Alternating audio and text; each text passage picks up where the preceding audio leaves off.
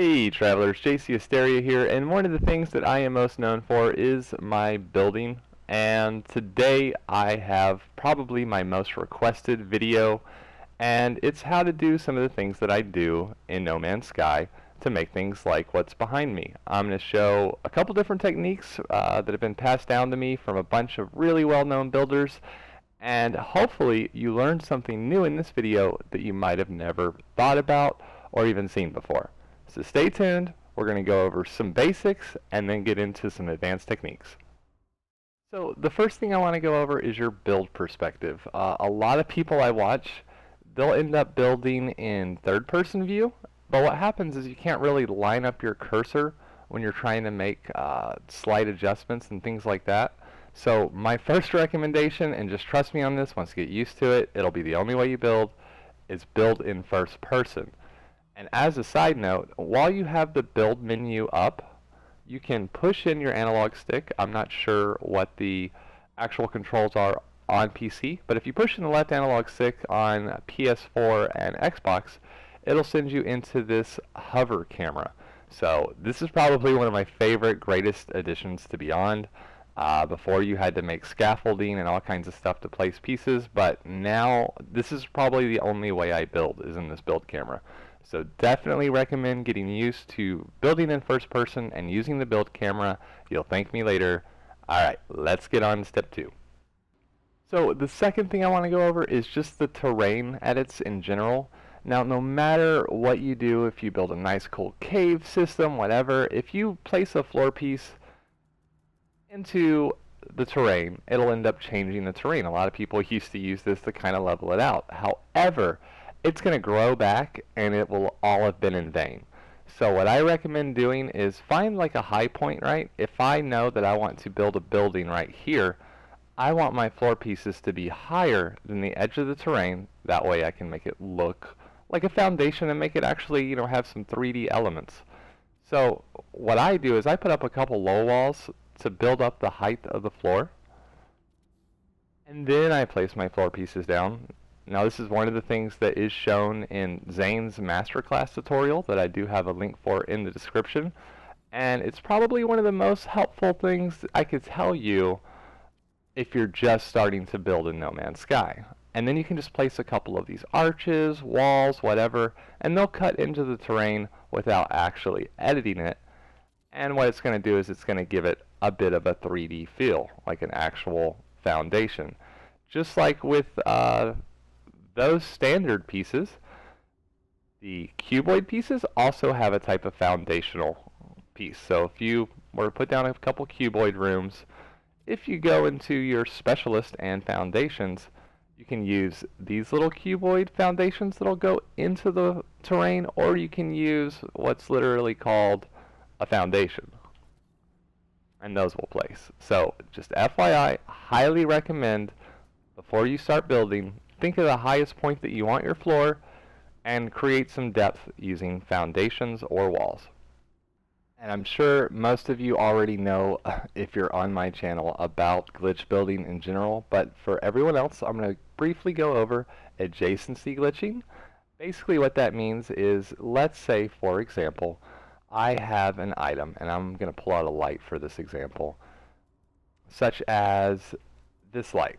Now, on the side of the wall, I can't place it. It's in a red state because it has a red hologram. If I were to place it on the floor, it would be green stated. Keep those terms in mind throughout the video. So if I wanted to place this sideways onto the wall, how would I actually do that? Well, its adjacent item, which is this circular light, can be placed on the side of the wall. All you're going to do is you're going to press the button to go over to the light and the actual place button at the exact same time. There used to be a cadence to this, but now in Beyond, if you just do it kind of real close, just back to back, it'll do that right there. Now the cool thing about adjacency glitching is it does keep the orientation of the original piece. So if I were to rotate this light, 1, 2, 90-degree turns for 180 degrees, what I'll get is the light facing downwards. So with Beyond, we can scale items. such as this lamp or this light. One thing I will note with adjacency glitching is that if you were to scale something up and then try and glitch over to the adjacent item and have that retain a larger size, it will not happen. So as soon as you switch over to the other item, you lose the scaling. So keep that in mind. If you want larger or smaller scaled items, you're not going to be able to put them in using adjacency glitching. You have to place those early. So I do have what I call a big three, and those are the three most important adjacency glitches that you can do. And I'm going to go over those real quick just so they kind of make sense, because people might not really know about these, but they are extremely important. So what I've got here is a cube. And the thing about cubes is when you try to place a cube, it is almost always going to have a collision error into something. But the sphere, for whatever reason, has a much smaller bubble, so I can tend to glitch over from a sphere to a cube,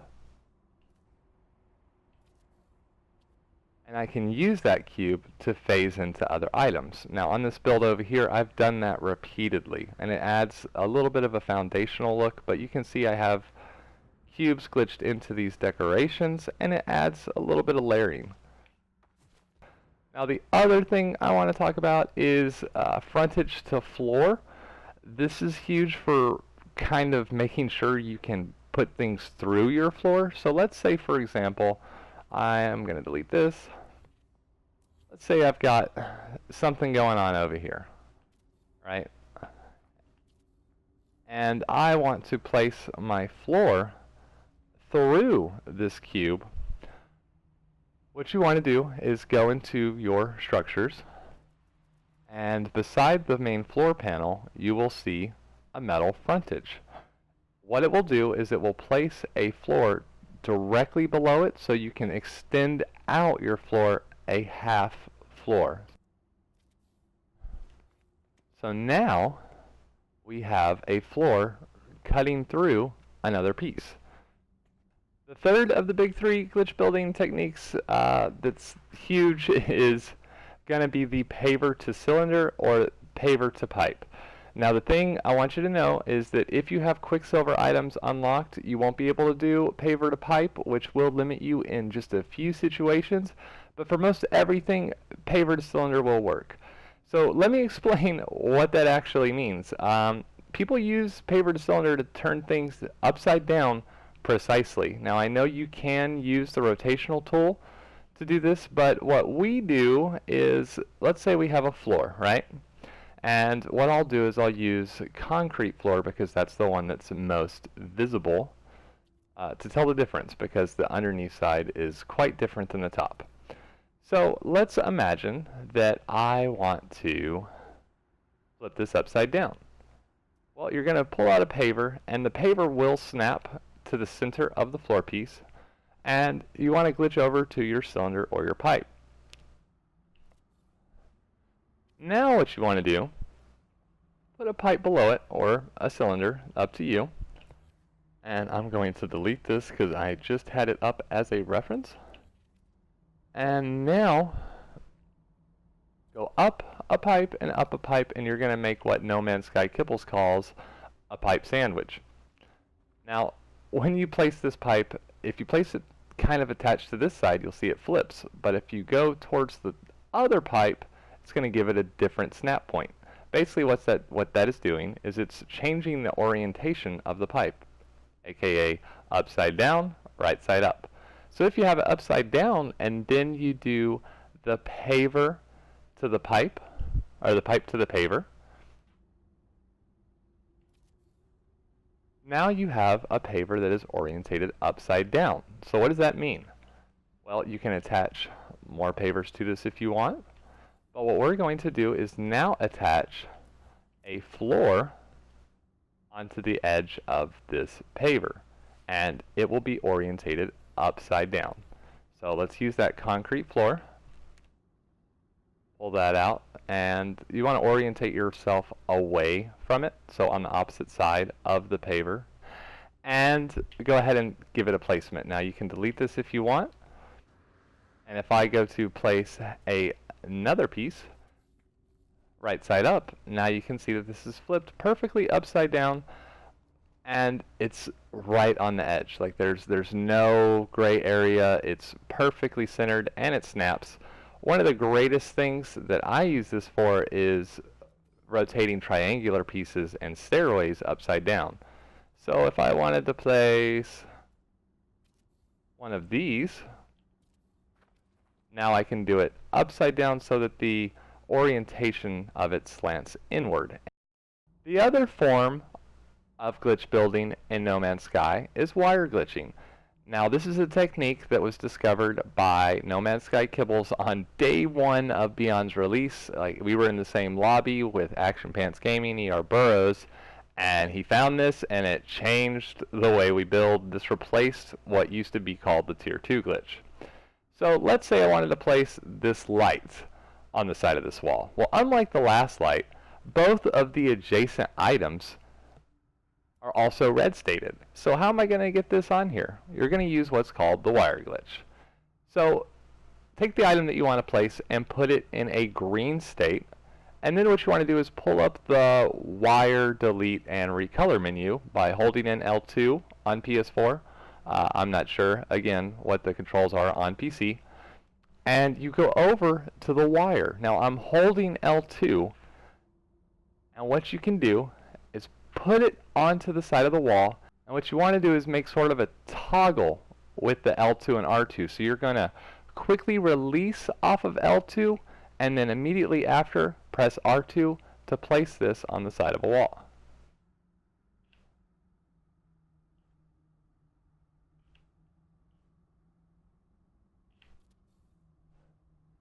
Now for me personally, one of the things that I do is as soon as I press L2, if I'm having trouble getting that seesaw effect, what I will do is I'll go ahead and hold R2 right now, and then I'll release both L2 and R2 at the same time, and then quickly press R2 after, and that kind of helps my fingers know when to do the seesaw effect, because my fingers are working together.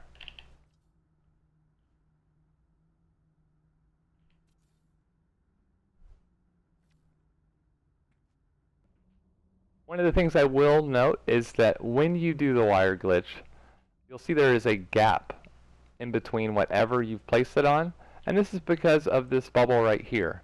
This acts as your point. So whatever this distance is for this bubble, that's going to be the distance in between the items that you place. So keep that in mind. There are some workarounds for this by using phasing techniques from adjacency glitching if it bugs you. For me personally, I've just learned to deal with it. In No Man's Sky, there are 3 core fundamental pieces or types of parts that you use to actually build a structure.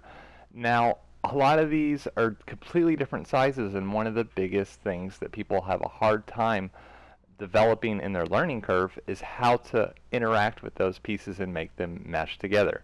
So quickly, I'm going to go over those 3 types of pieces and then show you some size correlation and how to work these pieces into each other. So for starters, we have the basic types of pieces. Now these are essentially floors and walls, and they're found under the structures / basic submenus. They're broken out into 3 sections: wood and concrete and metal. Most everyone knows this, but probably my favorite menu is this one, okay? But a lot of people also like these small cuboid structures. And that would be your cuboid rooms, and then things like your larger structures would be corridors and, of course, large rooms. And for the last type of core fundamental piece, in your actual decorations menu, in adornments, we have cubes, cylinders, pipes, all that kind of stuff. And all this is essential for building something like what I have behind me. There's a large handful of players, just to name off a few: Slade Braddock, Explorer Shane, Rich Smith, and Foxhound, that have made a ton of great Minecraft type builds just using blocks. But what I have here is a visual reference of how these pieces kind of correlate with each other. So right here I've got the width, and I call this the 3/6/4/8 rule. But essentially, 6 quarter floors in a line, or 3 full floors in a line, is the exact same width as 8 cubes or 4 cuboids. Now you'll see here there's a little bit of an overhang on this piece, and that's just the cuboid room itself. If I were to go into that menu, there's a couple pieces that actually would line up directly onto it. So solid cubes are the exact same width as 2 smaller cubes, and the foundational cuboid frame is also the exact same width. Cuboid rooms themselves are just a little bit wider, and you'll see that right here. It really doesn't matter so much when you're placing these if you place your foundational pieces first. So just keep that in mind. Now I'm going to show you the height references. Now it's not perfect, but in general the rule here is 5/4/8. If you'll see, 5 walls is almost the same height as 4 actual cube foundations. Now one of the things I will say is that if we were to change these to the cuboid rooms, it does change it. It does make it a little closer to being the exact same height. And it's one of the things that you just have to get used to. The more you do it, the more you'll kind of understand how it works. But these stack just slightly higher. And if you see now, it's almost the exact same height. But essentially, the best way to get things the same height is use the 1-in-1. And that's basically a full-size wall and a low wall together. When you're doing this on a floor, almost always lines up. Now as we get higher, it's not going to match as well. But if you do this every floor and keep these pieces on the outside and then layer these other pieces inside regular floors, it will match up. And that's why it's a good thing that they're not exactly correct or exactly the same size. So what I mean by that is basically the following. If I were to put up a wall and then a low wall, I can basically bring in a foundation piece that will fit directly in between a floor space. Now here's the thing I do want to say real quick. If I put that item that I want to go through the floor space first, so let's pull out a foundation, and then I go to put on the floor, it is going to red state. It doesn't like it. So you have to do it in the opposite kind of version. So I'm going to put my floor piece first, and then if I go in to put my foundation, it'll actually let me do that. There's a lot of instances in the game that are like this, where you can put certain pieces in if you do them in the correct order, and that's some of the stuff that we're going to be going over. So this is a quick example of a build that was put together intertwining all of the build types of pieces. So we do have the block pieces, we have pipes, we have cuboids, and we have your basic structures. A lot of people, this is the big learning curve, is figuring out how to incorporate all the pieces together and have everything connect, line up. You can go through the doors everywhere. So I'm going to redo portions of this to show you how to do it. So for starters, I began with this shape, which is just a 2x3 of regular floor panels, and then I put up some walls, and then I measured the distance for my cuboids. I'm going to show you how I connected the door initially, but that's one of the later things that you do in this kind of build, because the cuboids actually interfere with the blocks that I put in, and then as well walls that I put in over here. The cuboids are honestly something that I tend to put in last because I can still place them even when I have an interference. it's one of those things you'll learn. I'll kind of briefly show it here, and maybe my example will be enough reference. So I'm putting down my cuboids, basically measuring the distance that I want to go out. And to make the actual connection to your door itself, what you want to do, delete your corridor, put the cuboid in, and now we're going to place the door. Now here's the thing, when I place this door, there's actually kind of two areas I could place. There's one further out and one that's a little more inside. This one, I don't know if you guys can see that.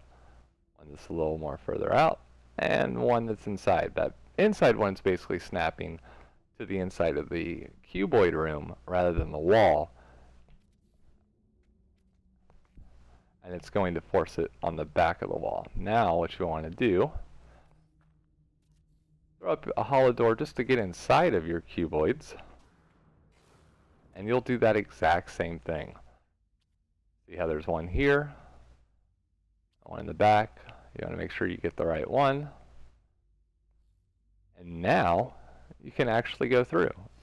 It's tricking the game. So a lot of people, they might try it and put down a door, but they don't have the right snap point. So just make sure, if it doesn't work, then you got the wrong one, throw it back in. But now I can go back and forth between cuboids and regular rooms pretty seamlessly. So I deleted all of my cuboids, but I left the center one because I'm going to start incorporating these blocks, and I'll first show you how I did that. We're going to go back to one of those core 3 techniques. So we're going to do the paver to pipe, and when I do that, it does place it kind of centered. Over here, I broke it out so that it's on each side of the center. So here's another great example of how the paver to pipe technique works. But rather than have this block centered up, I'd like to have 2 blocks centered up. So all you really have to do is add a block here. We're going to delete all of this, pull out our pipe, and then we'll glitch over to our paver.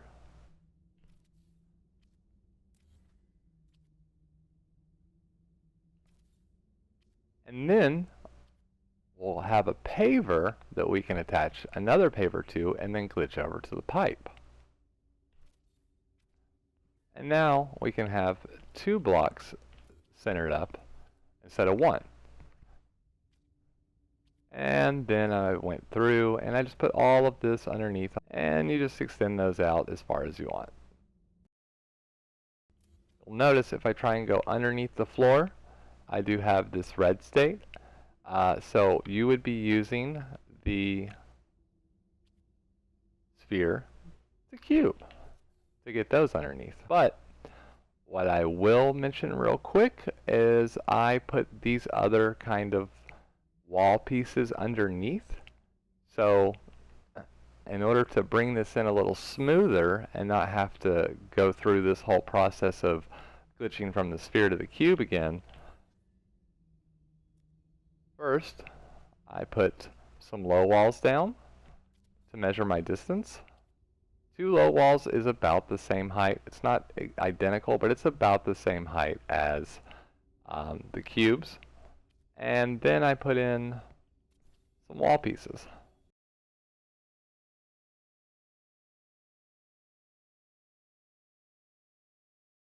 And from there, now that you've got those pieces in place, you can begin to do your sphere to cube, and I'll do that real quick.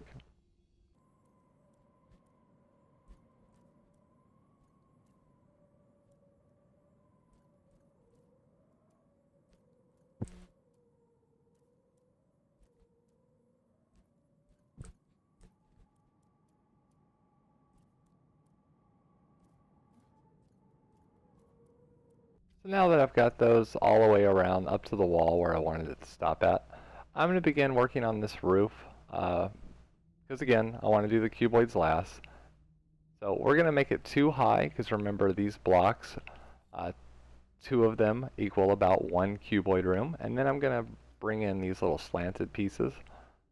If you have a hard time getting them orientated, like I do, it just takes a while. You do have little markers from the what I call ghost images, which are the blue holograms, which I absolutely despise, to be honest. But you can use the little points of reference. It's quite annoying. One thing you can do to kind of work around that, though, if it's just absolutely not going the way you want it to, is put like a pipe behind it, and it's going to give you kind of a better point of reference.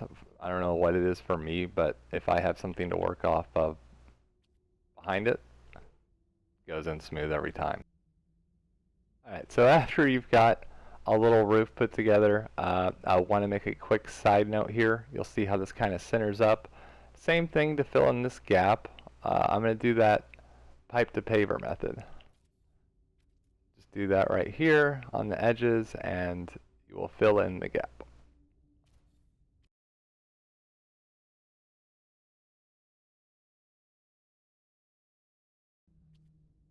Alright, so then, now that I've got all of that placed, I can actually bring in the cuboids.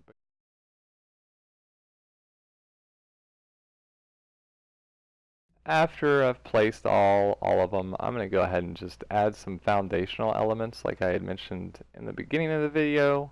I think that really helps. So we'll add those in. Might have to fly around or get into some kind of janky places sometimes to be able to place pieces. And I can even go in here and add a cuboid that comes through the top. And then I did something that E.R. Burroughs used to do all the time, but it's changed a little bit since Beyond. And that's use one of these floor pieces from a cuboid to kind of top it off as a light. Now you have to wire glitch those in. They used to be an adjacency glitch, but no longer. So in order to green state one, you need to place down two cuboids on top of each other, put a hollow door on the edge, and now you have a green stated cuboid flooring, and now you can wire glitch it on top of whatever you want. So it's a lot more effort, but I think it still does look good.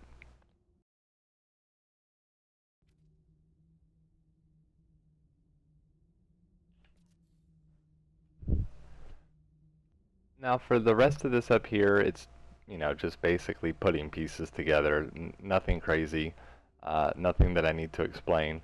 But over here I do have some more of these corridors. Like I said, they go just straight from wall to cuboid, and that's what I've done there. And I placed one of these round rooms beside it. Now, one of the things I do want to mention is some of the foundations, right? I don't know why it's like this, but before you could always place one of these foundations directly underneath a cuboid, but now you can only place it on top. So in order to get a snap point to place one underneath, you have to bring out this cuboid room frame. And then once you've done that, you can just do an adjacency glitch over to the cuboid room, the round room. I don't know why it's this way. It just is. But I mean, it's not that bad.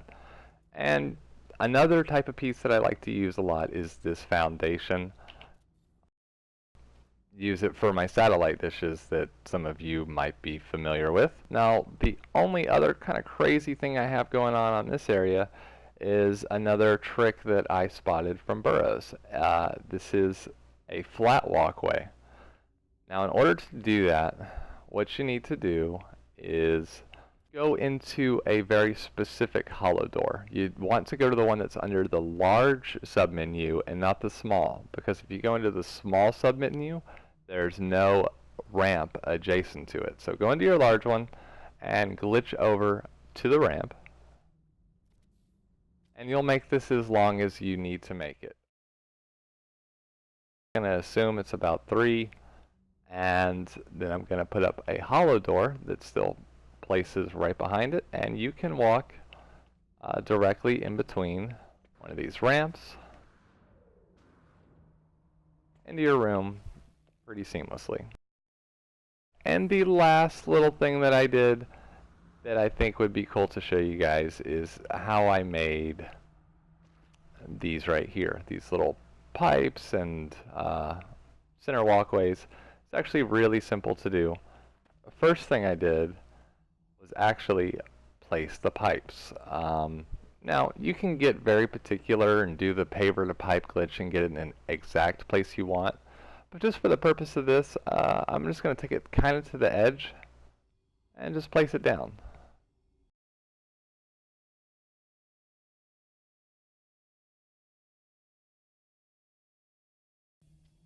Now if I try and place a pipe below it, you'll see it is red stated, but that sphere coming in clutch once again, we can go ahead and place those, no problem. And then we can place some pipes going on down. And we'll just pretend that I've placed these all the way down because I think you guys get the idea. Now here, what you want to do is delete two down. So I'm going to delete this one and this one, this one and this one, all the way around, because once again, we're going to use our pipe to paving or cylinder to paving. Do that one, and then I'm going to go ahead and place the next paver, and now I can glitch over to a cylinder or to a pipe on top of this paver. So I'm going to glitch over to the pipe, and it's going to extend through the floor. And now I've got a pipe that goes all the way down. Archways in the center. I just place those down. I've done a couple builds where I've done archways all the way around with this next part that I'm going to show, which is just basically putting a foundation in between it and give it kind of an industrial feel. I love these little foundation pieces, and if you look on a piece of metal floor, there is an X. Well, that X will perfectly match up with this foundation.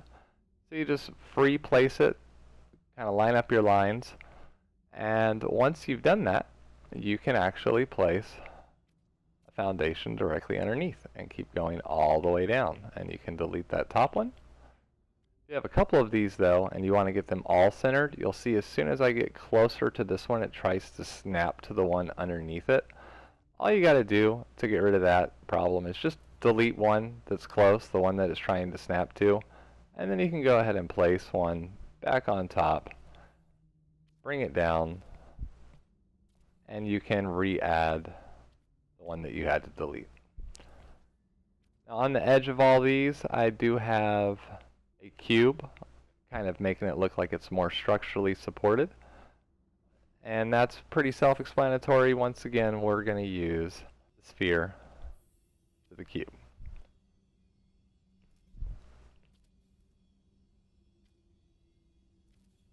So that's the general concept behind the things that I did in this build over here, minus some of the decorations. But now I want to talk about one of the things that is probably the most requested, and that is circular and round structures.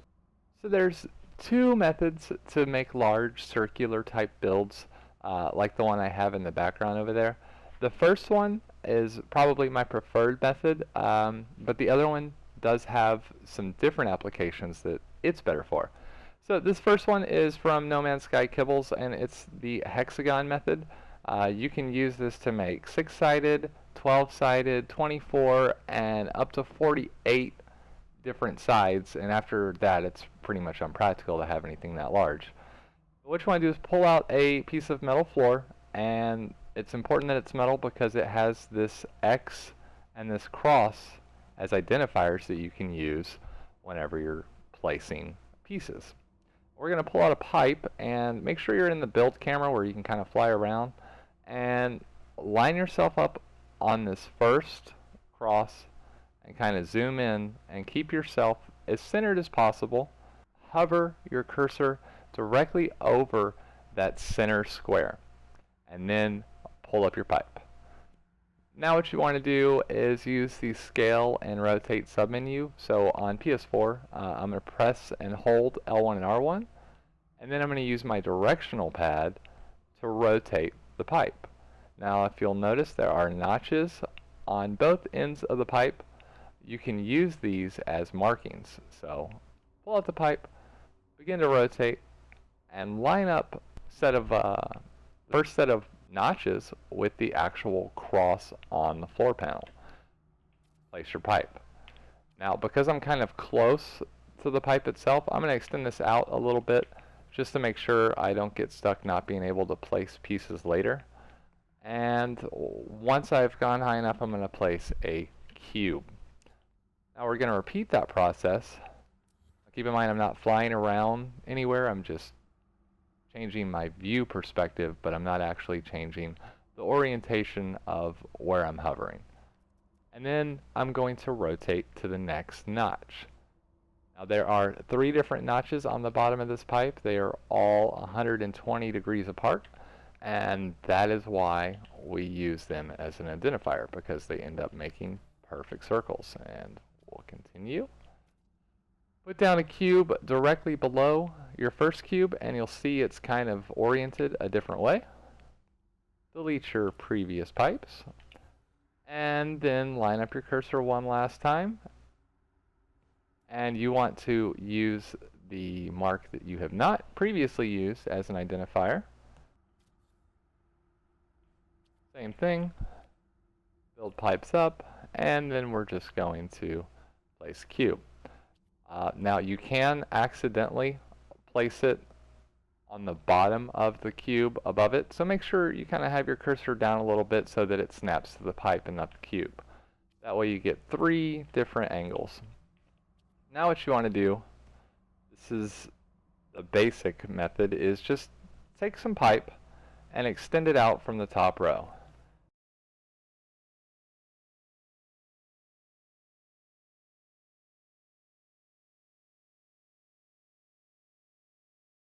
Leave the edges, but delete everything else that you just added. So delete the 3 pipes minus the outer one. And then delete that top cube. Now it is a good idea, if this is your first time doing this, to extend up the cube even further. And what I mean by that is just bring it up a whole lot, like out of your perspective, just so you can still have it as a backup in case you accidentally delete something or move something. But I'm pretty confident that I'm going to be fine with those. So I'm going to go ahead and delete it. And then I'm going to place a cube on top of that middle cube. Pull up my pipe, and then I'm going to repeat exactly what I just did.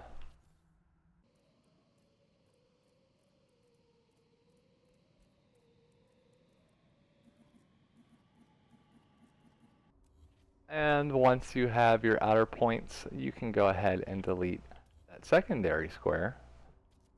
Come up one more time and raise the bottom square, and we'll do it again.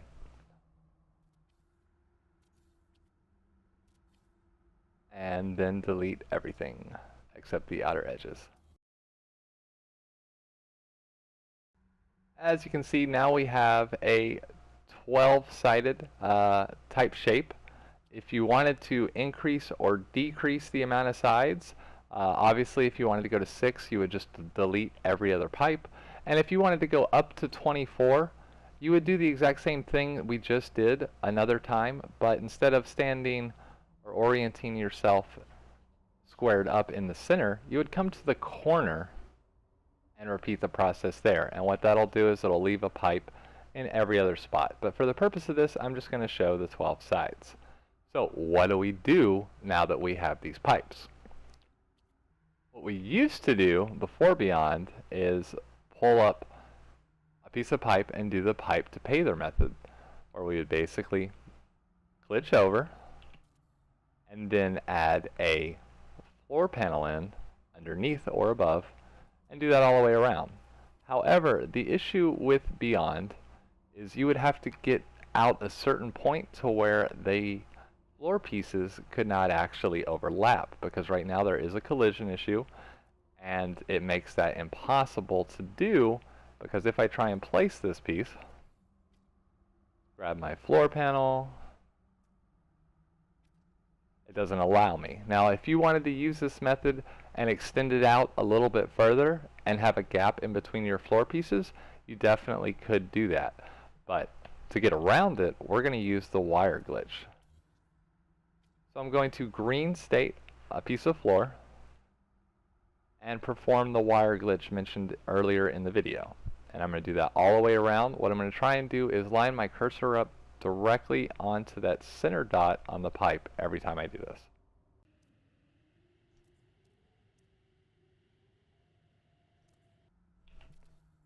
One thing to note as you're going around, make sure that you've actually placed it at the same height as your previous pieces. If it were a true build that I was working on, I would probably redo this portion right here just because it is a little bit off. Once you're done, you should have something similar to this depending on how many sides you did. This one over here is in fact 24 sides, and I did something a little different. Rather than do the wire glitch, I actually did the paver method, and I extended it out far enough that I could do 3 pavers on the sides of each other just because I wanted a thin, narrow look. But most everyone's going to be doing something like this. Now the thing is, if I wanted to extend this another floor and make it larger, this is where it's going to get kind of frustrating, because back in the day, if I wanted to place another piece right here, I could, but now it's red stated. You can only get away with doing this on about every other one, and then the only option that you have is to go back and raise these pipes and rewire glitch a floor panel in. It does take a little bit of extra effort, but it can be done. You'll see right here, this is about center mark. So this is where you're going to have to go back if you want it to be perfectly angled and do that pipe to paver or cylinder to paver, and then reverse it. And then we'll use that new line as a line of reference, put down a pipe, and now we're back in the center. Put it towards the top edge of the pipe, and that should be about perfectly centered to the other floor panels. And again, it'll just take some playing around, but you can extend up and make these multiple stories. Now if you want to extend out a floor around this for people to actually be able to walk on, there are a couple of different ways to do that. Here's the first one that I can recommend, and that is actually using concrete walls as floor. And the reason why I recommend concrete is because it's flat. If you use metal, it has that bit of a bubble, and what I mean by that is if you look at it, there's a bevel right here. So I prefer, whenever I'm using walls as floors, to use concrete. And just like before, I'm going to do every other one just to make my life a tad easier.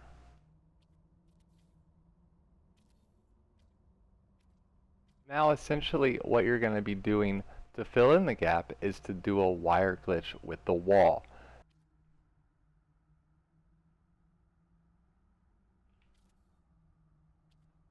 Now you'll see I've just placed it on the edge, and it does kind of move in kind of nice, but you'll see there is a gap right here. Now there's a bunch of different ways you could get around this. You could cover it with decorations. It's really up to you, but for me personally, I don't like seeing a little bit of gap, so there is one way you can get around it, but it takes a lot of extra steps. So what I'm going to do is pull out yet again my paver, and I'm going to glitch over to the cylinder. And then what I'm going to do is place a cube behind that. Now, here's where it's going to get funny, because I'm going to, even though I could just connect a cube to a cube or a pipe to a pipe, instead I'm going to take one of these items and wire glitch it in instead. I prefer to do it a little bit higher than the floor itself. You want to make sure that you've actually wire glitched it into place, and you'll know because there will be a gap right here. So once you've done that, what you've basically done is created a new point to work the next wire glitch that's going to be the same sort of distance as that first gap. So we're going to actually wire glitch on the back of this as opposed to here.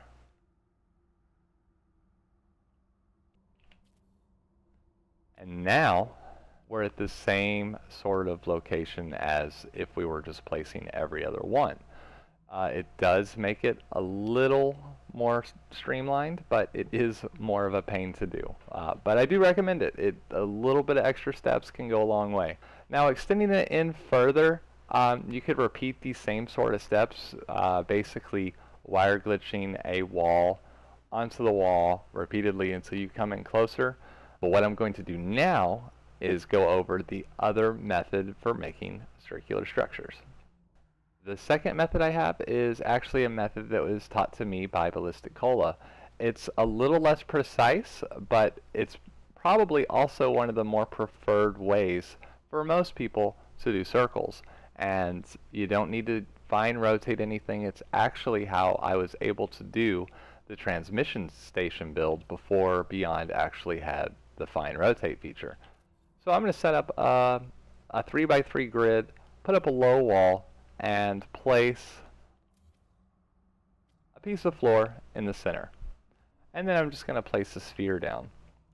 Similar to before, I am going to extend this out a little bit.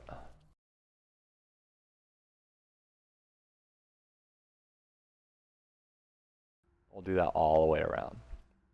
Now, once you've done that, what I'm actually going to do is delete both of the outer pipes, but I'm going to leave the inner pipes. And I'm going to place a cube here and a cube here,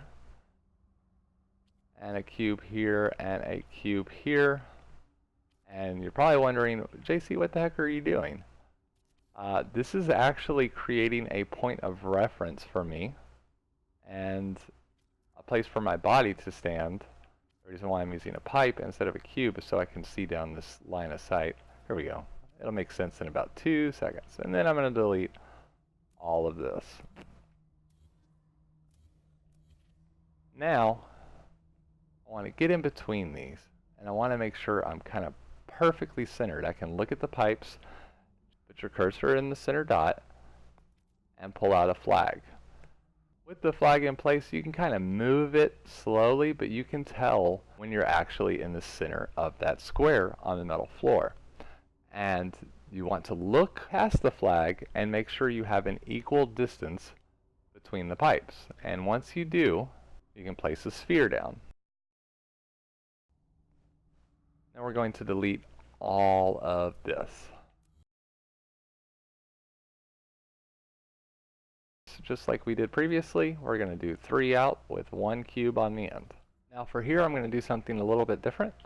I'm going to delete the inner and outer pipes on one line, and then I'm going to delete this entire line of pipes.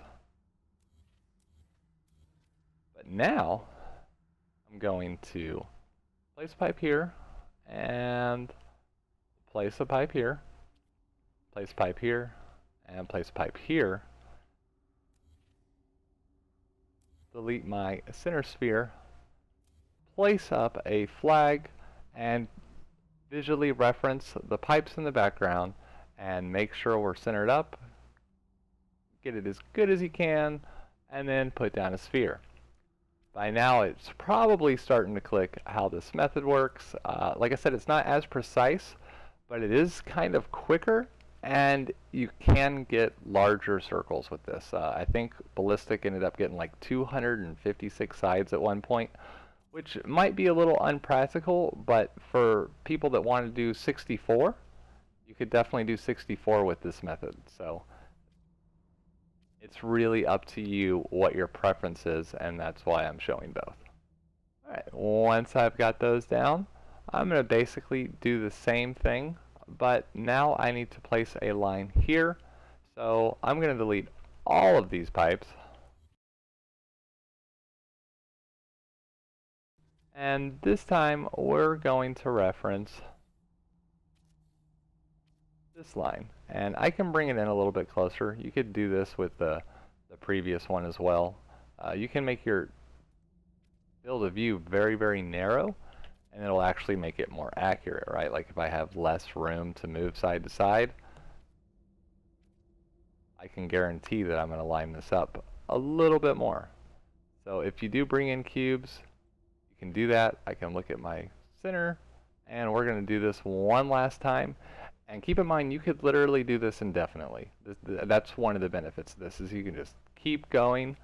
But yeah, that is the general gist of the flag method. Let me go ahead and extend this out one last time so you can see the final product. And once you have your cubes down, you would basically do exactly what we did on the previous method to incorporate walls and floors and that sort of thing. Alright, so that explains how to do horizontal circles, but what if you wanted to do, say, vertical circles like we previously could do with the Tier 2 glitch? Well, there is a way to do it, and it was actually shown to me by Action Pants Gaming. It is quite a long endeavor, but if you put the time into it, you could make some really cool stuff. So just like before, we're going to take a pipe and we're going to place it in the center of a metal floor. And we're going to extend it up a little bit. And you'll see that there is a kind of ghost or a hologram, right? The blue hologram for the pipe that could be placed next. We're actually going to use that as a point of reference when we hit L1 and R1, and we'll begin rotating. Now the thing is, if I rotate it this way or this way, I can't place it. The key step that he taught me is if you actually rotate the piece all the way around, the top side doesn't have a collision, so you can actually use this to your benefit. So just for the purpose of this example, I'm going to use the edge of the ghost marker and place my pipe. Send it out. Boom.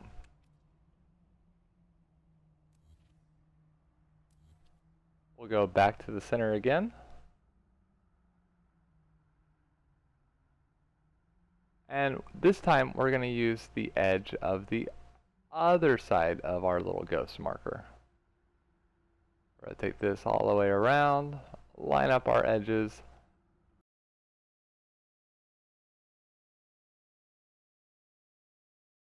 All right, one more time. We're going to do it again, but this time we're going to rotate it to where it's perfectly flat. Now you can use the line on the pipe itself and measure that up with the cross on the T and go ahead and place it.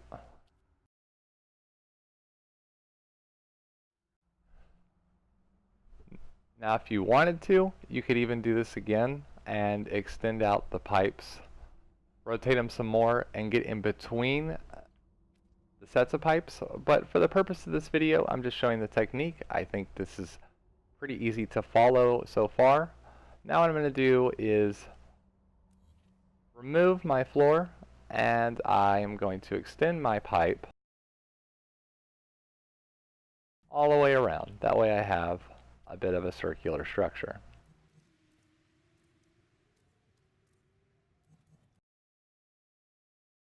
Now, when you're doing the wire glitch to bring in the floor panels for these, line yourself up center the best you can and begin to place your floors.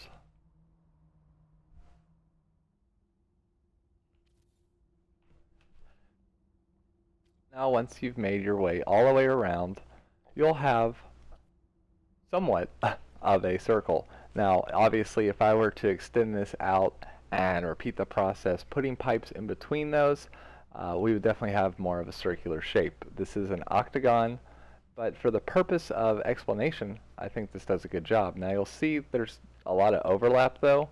One of the things that I would recommend doing is using the wire glitch spacing to your advantage and bringing another floor piece on top of these. like so.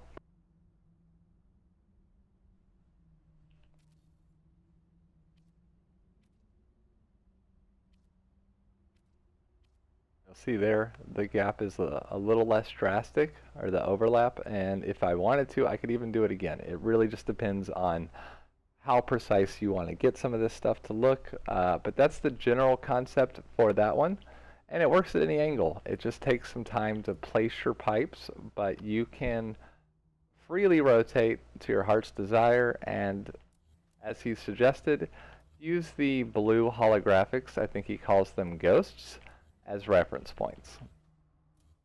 Thank you everyone that watched the video in its entirety. I know it was extremely long and I actually could have made it longer, but I don't think anyone wants to sit through a 2-hour long video, so I went through all the core fundamentals. There's more that you can do with decorations, but I'll save that for a separate video.